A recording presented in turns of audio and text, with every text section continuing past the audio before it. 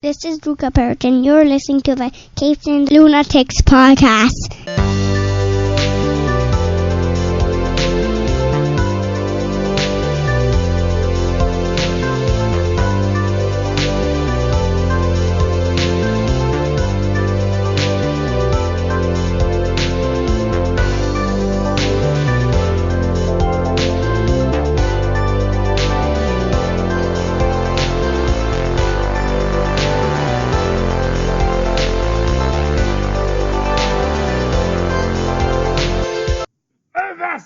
Hearties, prepare yourselves for full stream ahead.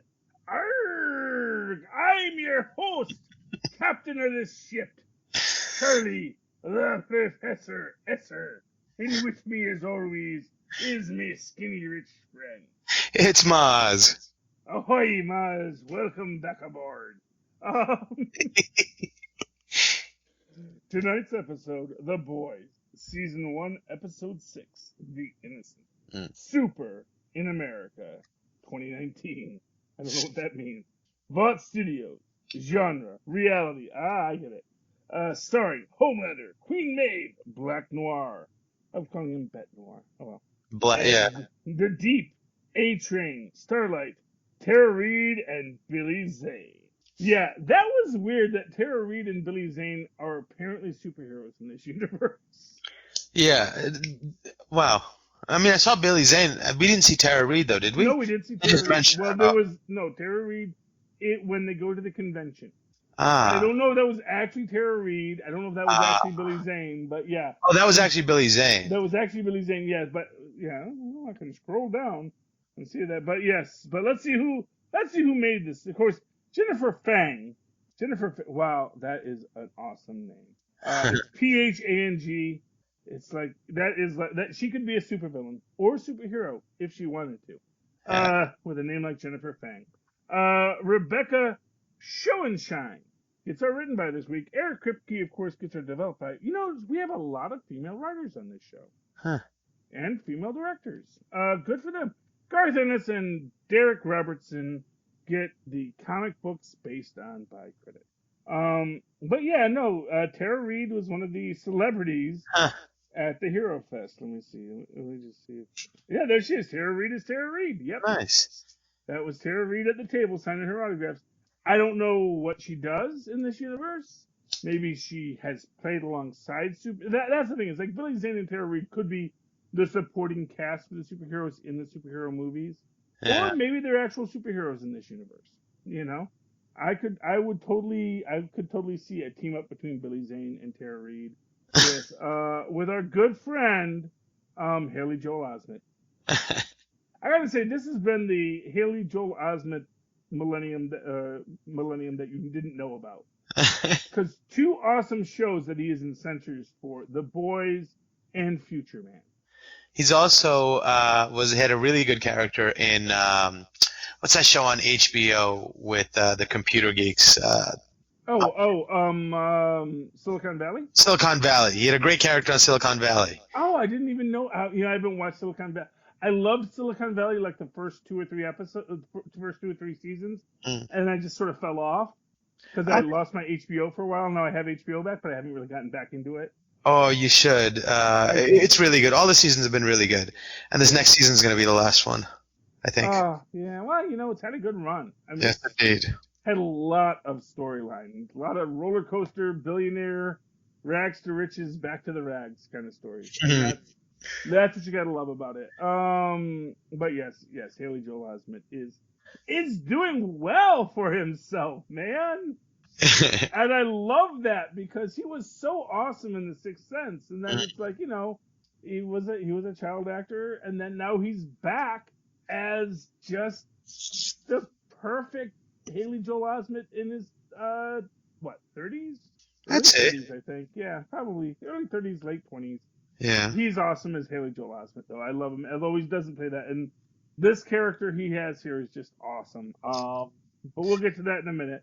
All right, so let's talk about the opening, because my favorite thing in that cheesy little commercial they made is this running gag of Black Noir eating things through his mask. And I love that they take like their time with him setting down, with his little brush, whisking the tea, and then brings it up to his face, and they cut. I'm having a good time with that little joke. That was a great joke. And Black Noir, he is so mysterious.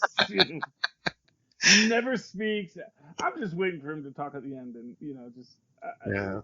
I don't know if he does. I don't think he does. And of course, we only have the first half of the season, so maybe by the second half of season 1, if we ever get it. Imagine if it turns out to be Huey's dad. Oh, there you go. Oh, that would be a great Simon Pegg reveal that you never saw coming. That would be cool. Oh, my gosh. Everyone wants to see that now. But yeah, no, that's nice, although obviously it's a reality show, and like his producer gets mad at him because it looks like a reality show. It's like, well, that's because it's a reality show. They want drama, and of course you see that Starlight is being uncooperative with regard to the filming segments, which okay, can't really falter for it, to be honest with you. Yeah. Hard knocks life as it is. But moving on from that, we do have I think we have Huey and Starlight at trivia night when I think this is when Butcher drops by, right? No. Butcher doesn't come by till the very end. The very end. Oh, okay. Oh, he sees his other friend. Right. An actual friend. Right. Who hasn't seen in a while because they were like, dude, your store got trashed and no one has seen you since then.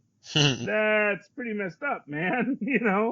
And then he has a nice talk with Starlight, and Starlight gets to see him be very human.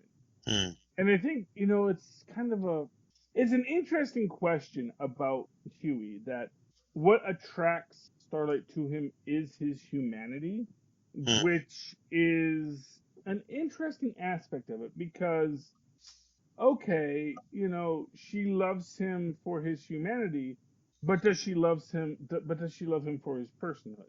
It's like all she's known is this highly specialized world of superheroism. Because, as we know, she's been a hero since birth. She blinded the doctor at her birth, as her mother says.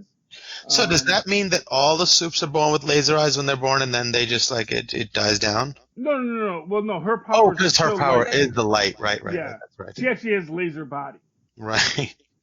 Razor cells. Yeah, it's like she's like a firefly. Her whole body just lights up like that, So it's like the intensity of the laser beams, but now it's just like EMP blast, which is pretty messed up too. Probably does as much damage as the laser eyes, if you ask me. But those laser eyes do a lot of damage too. Yeah, and they're concentrated. Yes, well, that's the idea. Pinpoint, although not particularly accurate, as we saw both with Homelander and the baby. Laser baby. He's so cute. And I love that scene where Homelander loses his mind over the blanket being in that shot. And I couldn't understand why. And then you find out at the end, and I was like, oh, that had no place being there. Because this is all fake. I'm just standing here being fake, and you can't bring something real into here. Yeah. And that is our big reveal of this episode. Yeah. That Homelander is the baby, is the first baby. Or at some point the baby in the little box. Yeah. He is the baby in the box. Right. He's raised in a goal-oriented way for world domination. Or just to see what they could do. I mean, that's the interesting thing about, like, scientists sometimes, Like, what if we injected a baby with this crazy chemical we found? Right, no, but science doesn't get funding until somebody funds it, and funding comes with, things attached to it. Things you have to do, things that it is being purposed for. And you can see it in the political games that they're playing to try to get control of the military. Well, what I'm going to say... No. First off, I see them as Hydra. Well, I mean, certainly... Well, I think you overestimate the organizational capabilities of modern corporations. Um, That have superheroes and are creating them? Yeah, but at the same It time, almost, I mean, I can see what you're saying, but how I interpret that is to say that they are a startup who have a gold mine of an idea that no one's thought of yet. well, I guess my point is you assume they had the idea before they Right. had the crazy super science.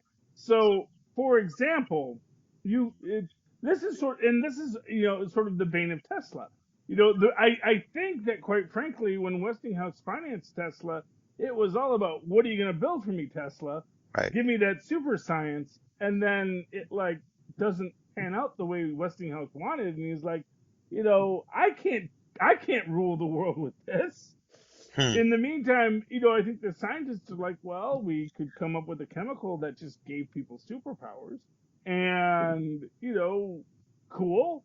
And then once they actually achieve it, then they say, well, now what are we going to do with this person? Well, if you think about it in our world, if somebody came up with a super serum, who do you think would come up with it? The military, obviously. And it would be purposed to use in war. I mean, I think the only time we get science like that is if it's funded by interests that would benefit greatly from something like that existing. If you're talking about superhero serum, I think the only type of people who would have gotten together to create that would have been minded for world domination.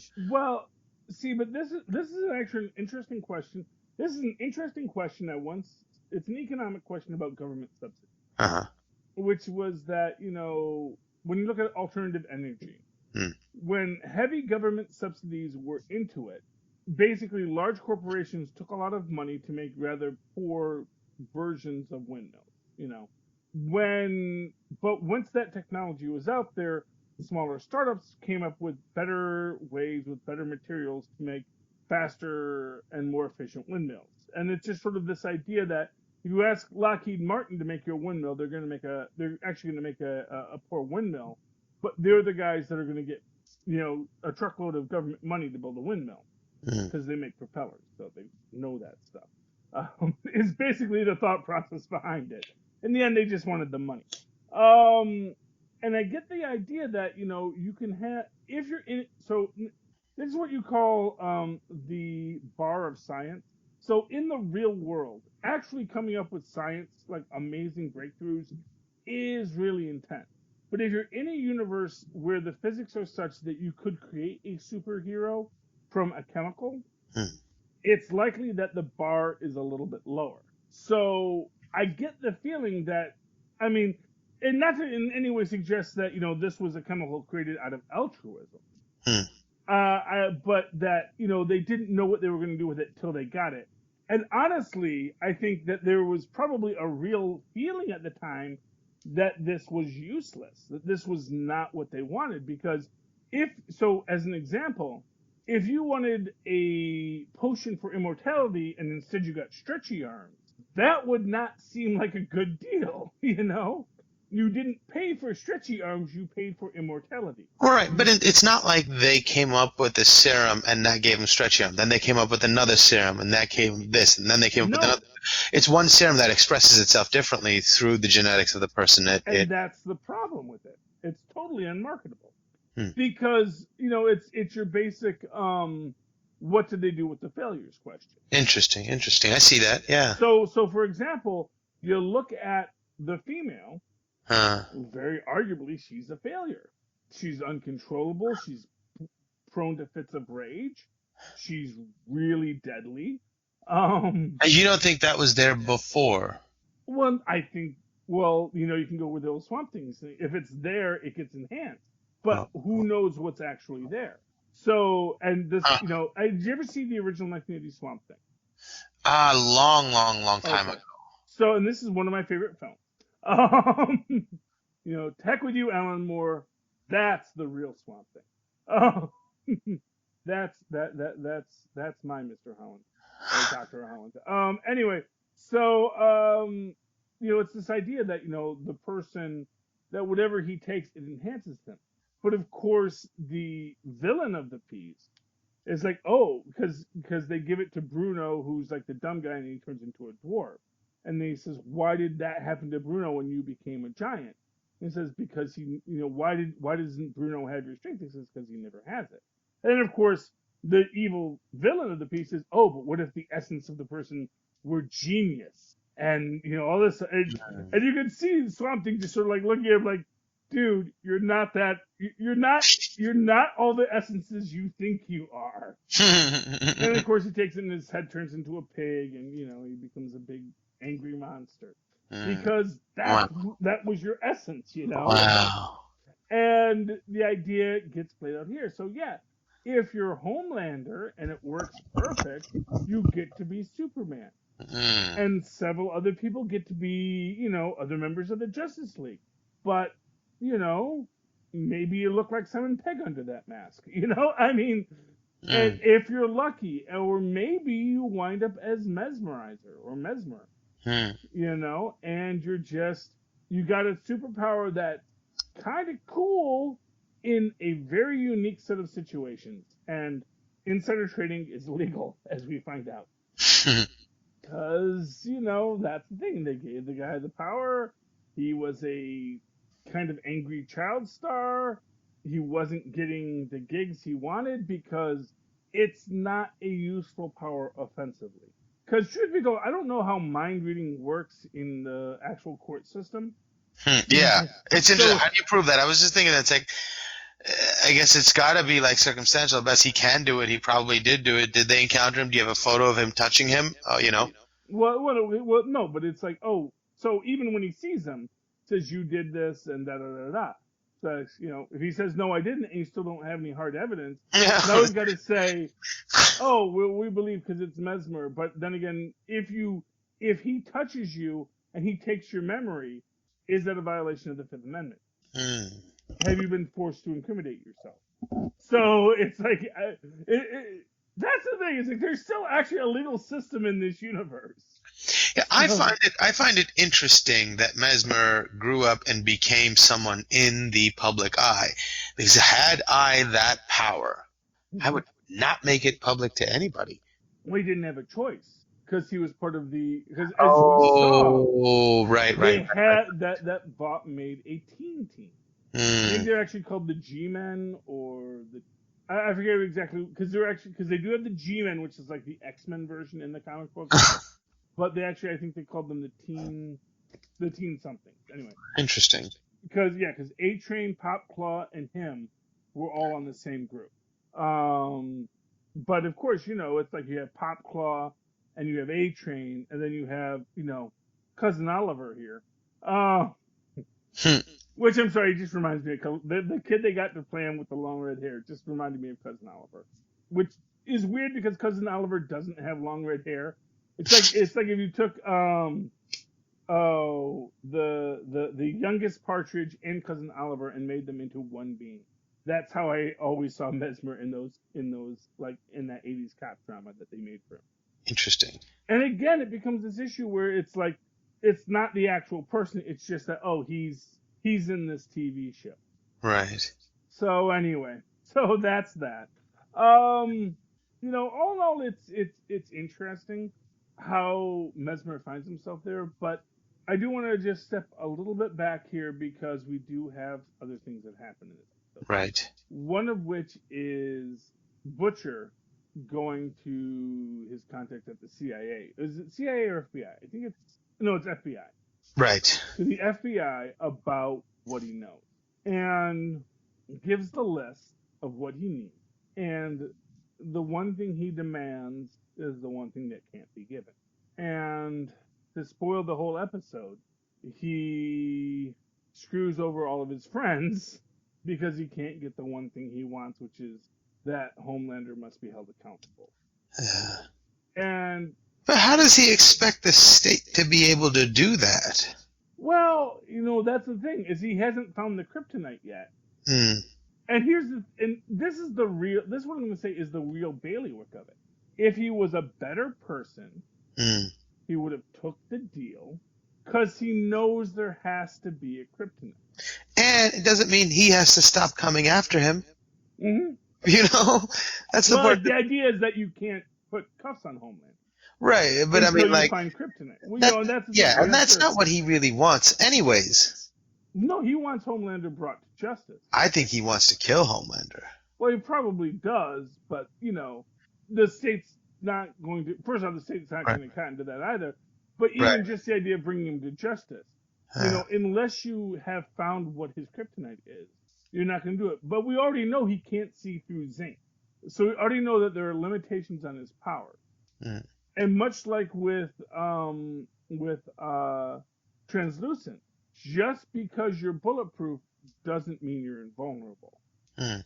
And exactly how you approach it is now the next set of questions that we have to ask. But if you were in the situation that he was in, because he could have brought down Vought real easy. That was actually the real trick of it, is that bringing down Vought was easy.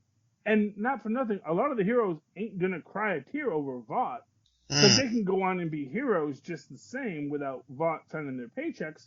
Because not for nothing, someone else, Google would love to have their own dollar bill, If you remember from The Watchmen, the guy who was basically he was a stuntman hired by a bank to be their superhero. That is Kate caught in the door. Died horribly. It's very sad. But yeah, it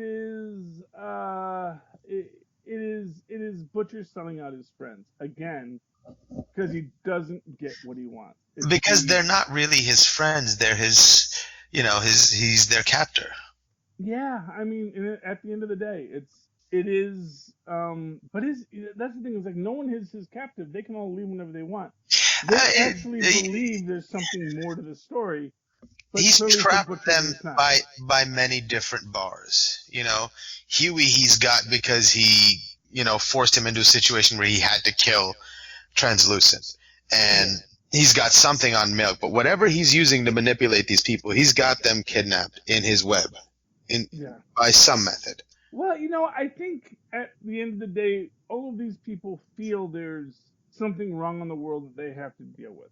And I think that's true for Butcher, too. I just think that Butcher taking that leadership role, and maybe it's one of these things where, well, if he wasn't the leader, who else would be, and yada, yada, yada. But it feels uncomfortable. Yeah. To me, anyway. I don't know. Yeah, and when he sits Huey down at the bench, and he tells him, remember who your friends are. It's like, in that point, you see on Huey's face, is like, oh, I just realized it's not you. Well, yeah, maybe. Because at the end of the day, he's not. Right. He's not fighting for any of these people except for himself, because he's got a mad on about this story. And as we say, in this one, we do realize that he says his wife was raped by Homelander. Yeah. And we get no evidence of this. Now, in my second watch of this, I'm thinking, okay, so maybe she told him that Homelander raped her? Because in the original story, what happened is his wife was pregnant. He assumed it was his kid. Then the kid, as I said last episode, sort of frees himself in an uncomfortable way. In a horrible way that kills the mom. And because he sees the laser eyes, he knows it had to be Homelander's child. He then kills the baby, because, this was not a comic book pulling punches. And, it's not. But if that was the case in this version, then he would have killed the baby he saw with the laser eyes in the last episode. Well, and it doesn't even dawn on him that that's something he should recognize. It's a complete surprise to him. It's like, whoa, what is that? No. Well, no. The baby with the laser eyes is what you call an Easter egg for fans of the book. Right. Oh, okay. Yeah, it's not meant to be that this was his kid, but within that context, he sees that his wife was carrying Homelander's child, and so he assumes his wife was raped by Homelander. That I don't think is presented. Yeah, I wonder what the mechanism is that informed that decision for him. Because if his wife was unfaithful, she must have been raped. But how Homelander? Oh, because the baby killed. Yeah, but that was. That's what I'm saying. No. The idea is that he doesn't. The idea for me is that he does not have the evidence. And again, maybe that's done later in the series, but from what I read, the way it's first presented, it really does seem like he's just obsessed. And he makes the assumption, first off, that his spouse was raped, which it may well have been consensual. And two, that it was Homelander. because it had similar powers to Homelander. Though, as we see clearly, the power sets vary from person to person. Right. So there's no guarantee that just because your dad had laser eyes that you wouldn't have stretchy arms. Interesting. I wonder if they'll get into that later on in the further seasons, or if they had in the comic about lineages, or like, were there like families that all had the same power, and could you pass the power down? That would be kind of cool if you could. Well, I do think it's going to be revealed that Starlight is Homelander's actual daughter. Oh, jeez. Because I kept thinking maybe Homelander was Madeline's son. The first one that was taken into the system. She gave her own son to do it. And that's why they have this weird, scene. I mean, it's possible, but I also think that he has slept with Madeline. So, and also I think him and Madeline are about the same age. Because Homelander, of course, obviously when you're a superhero, you don't age as well. Yes. Now, was it this episode or was it last episode that we get Queen Maeve and her girlfriend? Oh, that was the in the last episode. That was in the last episode, but that was actually one of these things where, again, we have Queen Maeve, who apparently has a drinking problem. She seeks out her former girlfriend, who is like, who is just kind of pissed at her, to call a shelter half an entrenching tool, that she'd just show up. But then at the same time, when she starts to break down, she actually does reach out to her, which I thought was kind of nice, just because it showed that. Also unbelievably manipulative, because after she tries everything, she goes to the well, and she breaks, and the ultimate goal. And I'm thinking to myself, is that the goal? Is this a manipulative tactic to get the get the woman into bed with her again? And I was like, maybe she's sincere. And then all of a sudden she starts kissing her. She's like, no, let's talk. She's like, that's not what I came here for. Get out of my face. She walks out. So I don't know, man. I mean, I'm a hopeless romantic. I'm going to admit it right here. I think that she really needed the human contact. Right. And if you don't know what human contact is outside of a sexual situation, it can be really hard to have it without going to that, because that's the thing you understood, So when you say, "Oh, I need the validation, I need the comfort," but that really doesn't take into account the other person's feelings. That's just give me what I need, Not for nothing. I'm not saying she's a nice person. Right, that's all I'm saying. I'm saying she's a damaged person who's doing something not nice. And I think that at the end of the day, what you're looking at there is just the idea that, she is dealing with this woman who was her mate, who she probably had to leave because, just to give you a whole complexity, because Homelander is a jealous. Yeah. Oh, right. Remember, he's like, if I ever felt you actually wanted somebody else, I'd have to kill them, That was like 2 episodes ago, and he's like, oh, yeah, because you're a jealous bitch, Homelander. And it's also kind of, from Maeve's perspective, she's surrounded constantly by more and more evidence that she made a bad decision by becoming a member of the Seven, that it doesn't align with what she believes or what she wants to see in the world. And she feels poorly about those decisions because she doesn't feel like she's living a life that represents who she is inside. And she doesn't feel like she is herself anymore. So in seeking out her ex-girlfriend, she just wanted to be confronted with somebody who sees the old her. Yeah. Maybe. I mean, I think that's a lot of what it is. It's such a mess for poor Queen Maeve, because she's had to watch so much death and then had to be a participant in Homelander's cover-up, because, I mean, that's the thing, is like Homelander scares everybody. Because even if Homelander wouldn't hurt you, he could hurt a lot of people that would hurt you. And that, I think, when the thing with the girlfriend, part of me is wondering, okay, was that a corporate decision, or was that a decision she made because Homelander wasn't going to allow it?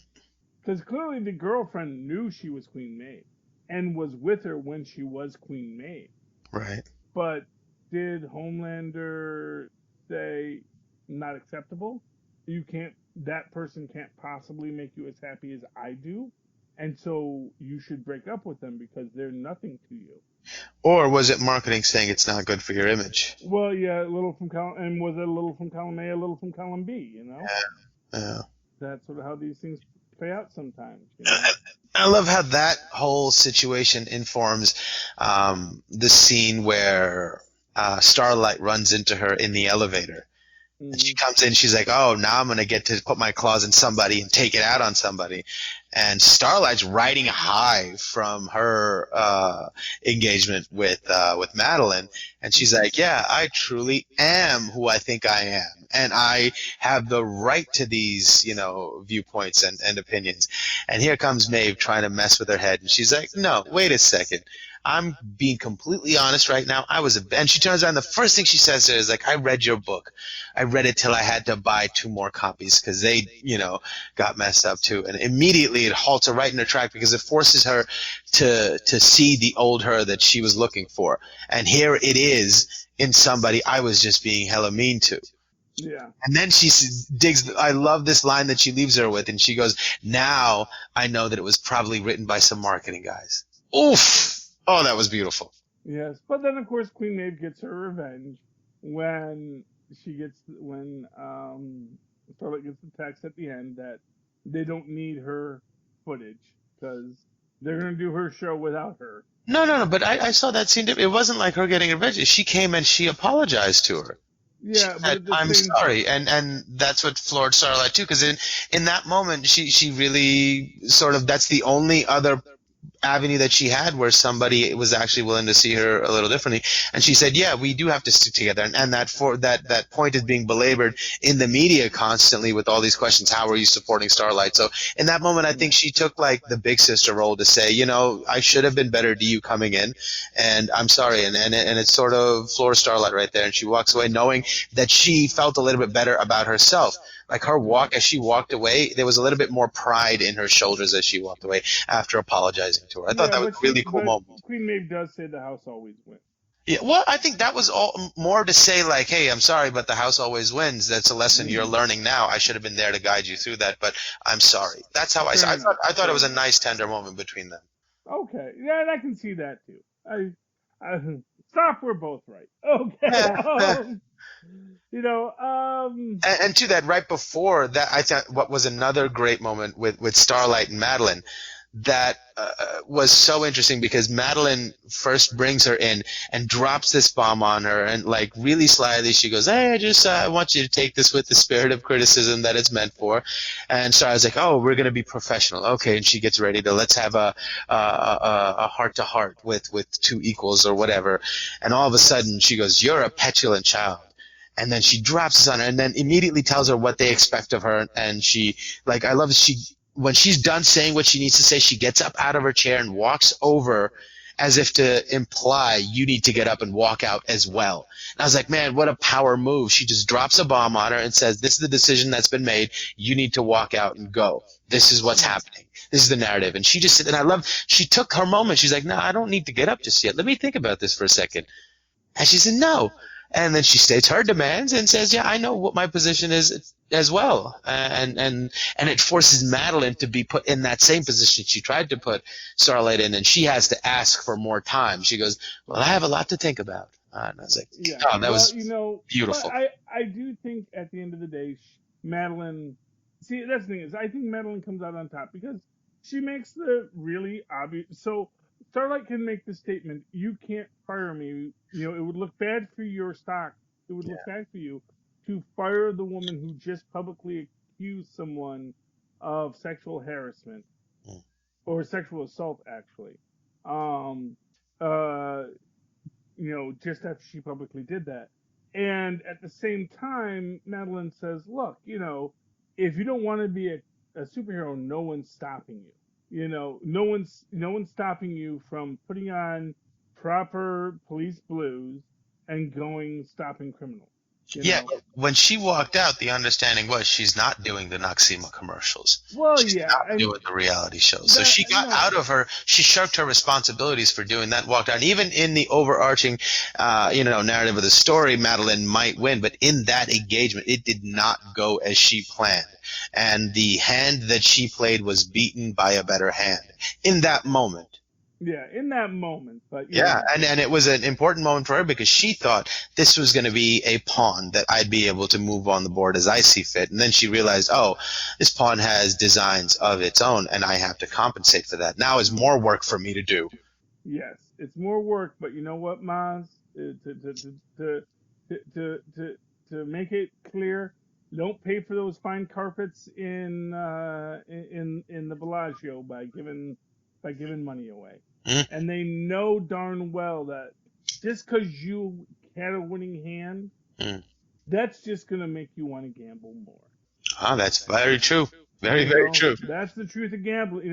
Indeed. That's how casinos work. It's like, oh, wow, look at all that money you won. Well, guess you're now playing with the house's money, huh? Might as well just keep on playing. And that is a good point about where they're at with this, Yeah. We do get the collateral damage support scene, which again makes Butcher seem like such a lousy person. And I'm sorry, his sob story about his wife does not make up for it. And that's the other thing.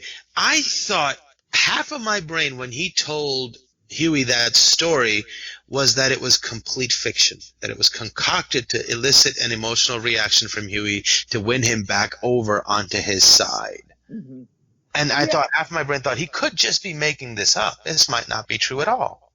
Yeah, except his wife is missing. Right. But the whole thing about, she was raped by Homelander. It kind of reminded me of, you ever seen Shaun of the Dead? Yes. You remember Simon Pegg is in the kitchen with his mom, and he's trying to convince her to leave the house, and she says, oh, no, but Philip's sick. And he says, Mom, Philip tried to touch me when I was a boy. And then she gives him like, she goes, I'm sorry, I made that up.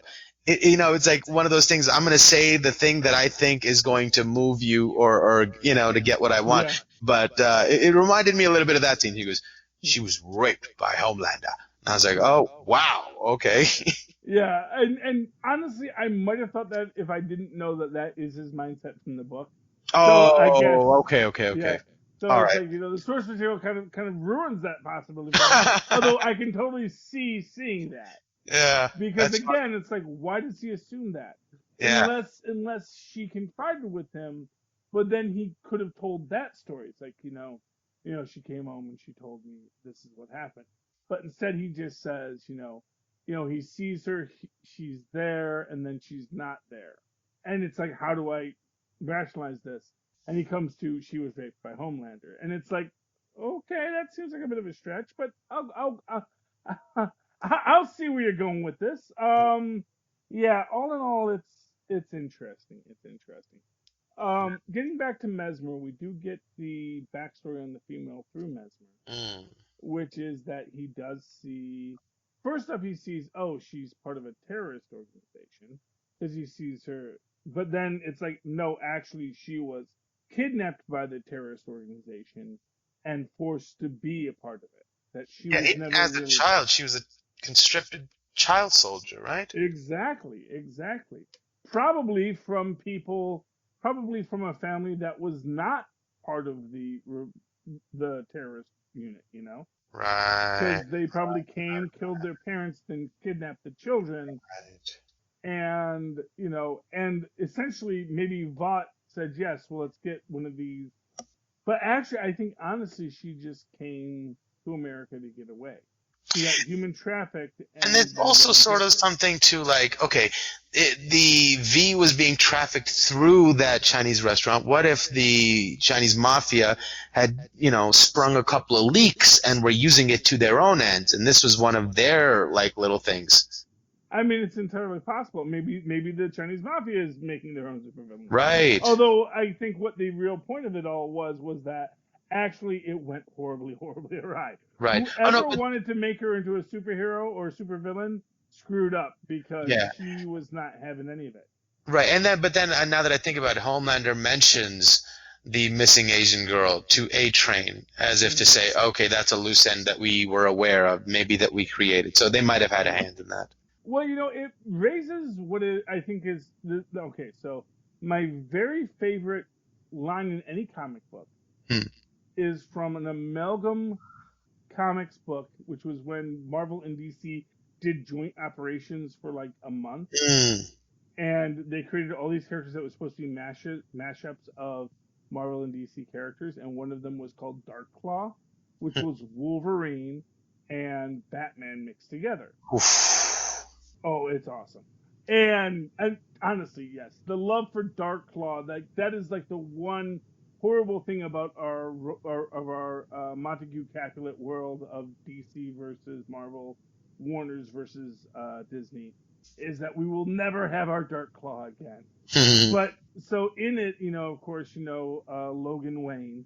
Or was it Bruce Logan? I forget exactly how they call him. I like Logan Wayne. That sounds cool. But he's part of this Weapon X project where they're injecting him with the venom, chemical, this is like Bane. And his counter opposite is, of course, called the Hyena, who is both Sabretooth and the Joker. Oh, wow. And they make this point that, they were trying to create living weapons. The problem that no one ever thinks about with living weapons is if you have a weapon and you put it on the table, it doesn't do anything. But if you have a living weapon, it may just decide to kill everyone in the room because it is a living weapon. And that is essentially what the plotline is. And that is essentially what we get with the female, is that they juiced her up without thinking, oh, wait, what if she doesn't want to do what we say? It's like that scene in Planet of the Apes where the gorillas, well, the fighting gorillas give a gun to a chimpanzee and it starts shooting up the place. Yeah, and to all those extents, that is essentially the problem with Homeland. Because, okay, well, we have this being with immense superpowers, and what if one day he decides to say no? And to that extent, no one ever says no to him because they can't. And if you never hear the word no, what does that turn you into? And then what happens when the person who has never heard no says no? How do you solve that problem? And that is the crux of the entire. If you want to get like sympathetic here, it's. Did you ever see the Twilight episode? What's it called? It's a Good Life. Which one was that? That's one where Billy Mooney is like a hyper powerful mutant god creature. Can make things come into existence or blink out of existence at his will. Oh wow, no, I don't think I have. Oh, it's scary. And they basically, if you saw the Twilight Zone movie, they do a parody of it, and then they actually, when they did the most recent Twilight Zone, they actually redid the story where Billy Mooney's back and he's all grown up now and trying to deal with the fact that he and his daughter have godlike powers, and and it's what do you do with the person who says, well, you better be very nice? And it is the crux of the Homelander thing. Homelander, you can argue Homelander never asked to be Homelander. That's true. He clearly wasn't raised by Ma and Pa Kent as much as they want to tell that story in the reality show. By the way, how good is Homelander in those scenes? Yeah, he is fantastic. Well, he's Homelander. He's the best at everything. Right. Although, again, just like that idea, like, well, I was in Little League and da-da-da, and telling this whole story of people that never existed. That and the story about Mom. The cake was perfect, just like her. The sincerity in his eyes, the depth of emotion, it was just incredible. And then a moment later, he shuts it off, and the rest of the world creeps back into his face. Oh, it was beautiful. You know why? Because every day in that little gray cell with his blanket, he told himself that story. I don't think this was a story that they wrote. I think Homelander wrote this story. I think this was everything that he imagined, everything that he imagined the world Wow. outside his four square walls would be. Wow. Because let's be clear here, he's Superman. He has super hearing. He has supervision. He knows all the world out there that he never gets to be a part of. Wow. And so he knows what a family's supposed to be, and he never got one. He never had one. Now maybe, and they might have been perfectly nice and decent scientists who weren't evil people to him, which is why he stayed, because where else could he go? Um, but at the same time, he knew what his story should have been, and he knew he never got it. It almost seems like they're working it towards, like they're giving every other member of the Seven a reason to leave or a reason to fight against and turn around and fight against Vought. And it seems like it's going to be all of them teaming up to see if they can defeat Homelander. Yeah, I mean, that would be cool. Yeah. Although, speaking of people that are mad at Vought, I have to say my favorite thing in this thing, well, one of my favorite things is they send the Deep to Sandusky, Ohio. You laugh, but there's actually a SeaWorld in Sandusky, Ohio. That's funny. And it is on the Great Lakes, so it's like there is water there. So it's not like he's in a landlocked area, but it is totally it's totally a place that is not appropriate for a guy who is the Deep. He is the Deep. And now like if they had sent him to Detroit, Michigan, there's actually there's water there, there's the Great Lakes, there's the rivers, there's an entire, Edmund Fitzgerald kind of universe in the Great Lakes Sea. But, no, Sandusky, Ohio isn't really a part of that.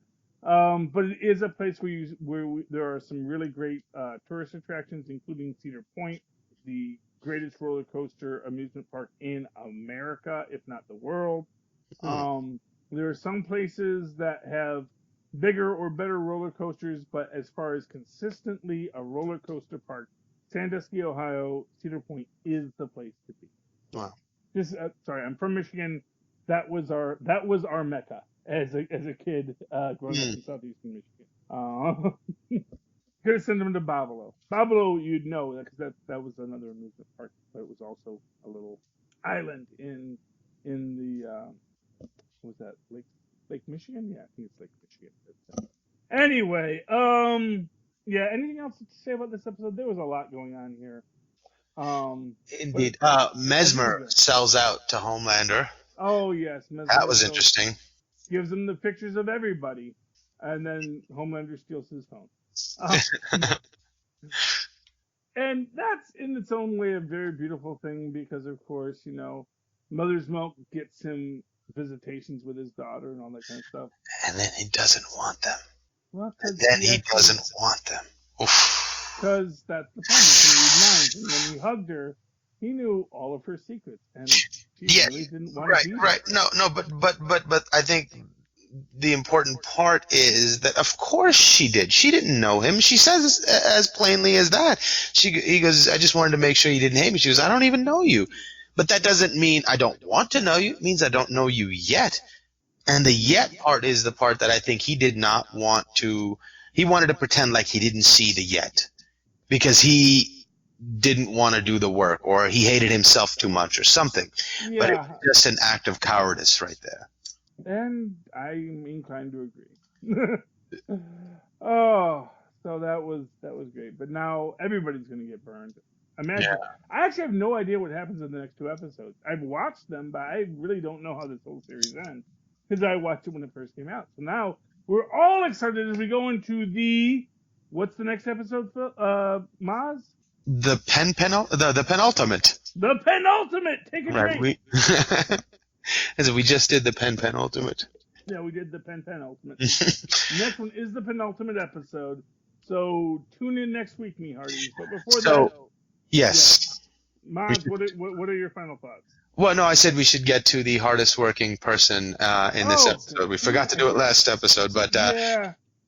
Oh man, just close it. You know what? I'm gonna say it. Haley Joel Osment. Interesting. I'm going to go with Haley Joel Osment because he has to do a lot of dances. He has to come into it, he has to deal with people not respecting his powers and also has to negotiate things. And in the end, is the guy who actually gives all the details to everyone. So at first, she's a terrorist. Like, no, let me tell you more of the story. This is what this is, and this is what this is. And sort of this thing where here's a guy with amazing powers who never found a way to use them. The guy who could see into your soul could probably help you in so many ways, but no one ever thought that might be a use for it, because that's not what superheroes do. There's so much good that Charles Xavier could do, but instead he decided to have teenagers wear spandex and punch people. It's like there's so much good you could do, but you chose something that made you feel excited. And I feel for Mesmer, he never really chose that. He would have much rather had a life where, if he could have been a person who helped people work through their issues, he might have been very happy, especially if they paid him well for it. Yeah. But yeah, so I'm going to go with Haley Joel Osment as my hardest working person in show with. I can see that. For me, it was Homelander. I think some of his performances, especially when the camera turns on and off, were just phenomenal. And some of the ways and the subtle, unspoken ways he intimidates people and means to intimidate people are just really, really brilliant pieces of subtle acting that I think he was the hardest working person in this episode for me. I do see that, and I honor your nomination. I also want to give a big shout out to the Blanket, who was certainly the hardest working blanket in show business. Okay, so let's finish it up, Mozz. Thank you for reminding me about the hardest working person in show business, because we totally forgot that last episode. Yeah. Boo us. Yeah. Although in that case, I'm going to give it for last episode. You know what? I want to give it to Starlight. I want to say that she went through a lot, came out the other side, and did not lose herself in her own anger and resentment. So that's my opinion for last episode. We haven't given that actress whose name I'm forgetting right now a big shout out. But I want to give it to her, and also just because she has to go through a whole evolution as a character throughout that entire episode. It's really Starlight's episode. As much as the female was a strong runner-up, because I think she gets a lot of nice turns, but I think her turns are mostly scripted rather than acted. I think for me, for the last episode, just because I can't think of anything other than this, the moment that stood out to me for some reason was Frenchie.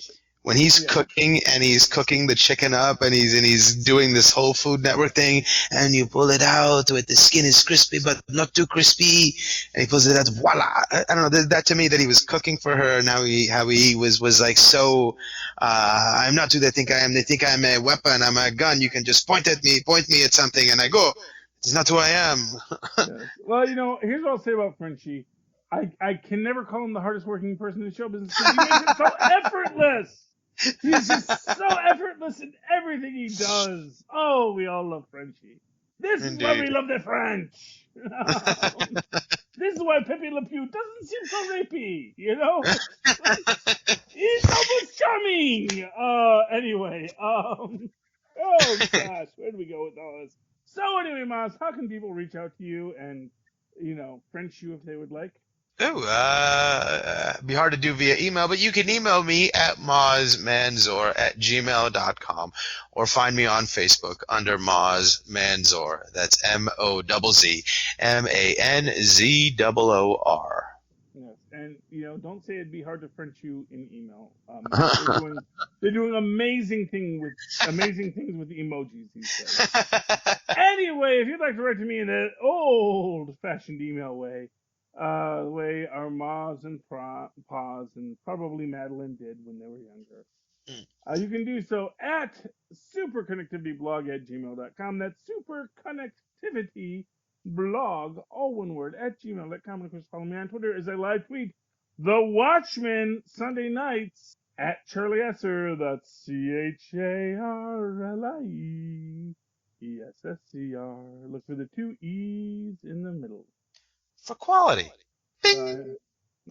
Before we go, make sure you check the show notes. We have a link to Amazon there, which when you're making all your purchases for the holiday season, you give a little money back to us as you go spend the money that you were going to spend anyway. So that's a good thing. And of course, look out for it, Pod Life the book. It's a book about podcasters put out by the Southgate Media Group Network. It's a good read. It is enjoyable. And apparently I'm mentioned in it, so I don't know. Yeah. Guest appearance? I didn't even write anything, but apparently I'm inspirational to some people. Go figure. Anyway, me hearty landlubbers, we are once again at the salty shores of this world we call Amazon's the Boys. We are about to head off into that sunset for a penultimate trip, and then one more after that. And in the meantime, be sure to come aboard with us once again. Avasti, and full stream ahead.